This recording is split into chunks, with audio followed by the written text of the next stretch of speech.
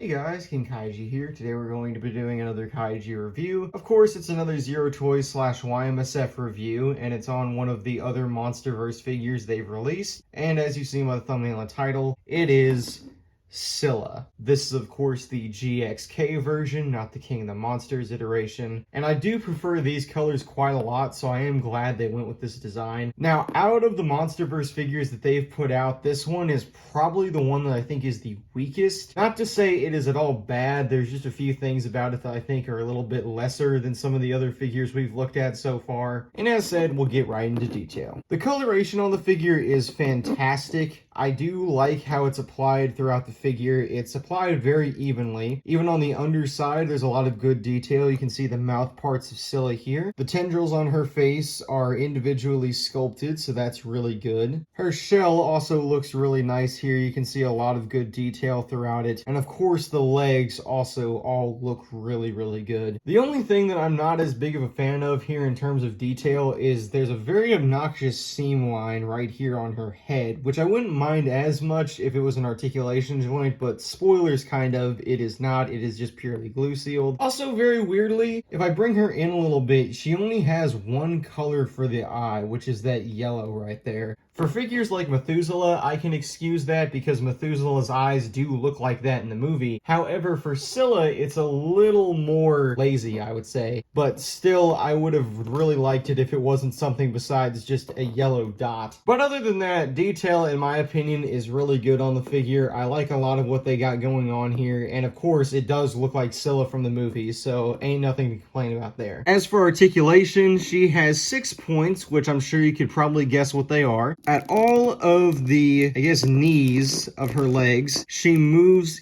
each of them, and they all go 360 degrees, so you can get a lot of nice posability out of them, although it's not going to be a ton of personality with it. You can just pose her legs in different positions. So if you want to, you can get her to where she's kind of crouching down, maybe she's bowing down to Godzilla like she does at the end of the King of the Monsters, or you can put her legs like this to where she's more standing, looking like she's about to attack something. 6 points is not bad whatsoever, but we're now going to get into sizing, which I'm sure is going to be where the figure shines. Readjusting the camera a little bit, we're going to start off with, of course, Godzilla, who I've been comparing a lot of these Zero Toys figures to. Now, Scylla obviously is a tad bit shorter than Godzilla here, which is fairly accurate. If she was as tall as he was, I wouldn't have complained either, but because of the fact she's kind of crouched down in the position she's just naturally posed in, I don't exactly mind it. She looks good whenever she's up like this, kind of how she does look in Godzilla x Kong. And you can recreate that fight they had pretty well, I think. Next up, we'll go for another spider monster, also from Y-MSF, which is, of course, Kumanga. They also look pretty cool next to each other. I would love to see a fight between these two sometime in the MonsterVerse, but considering how,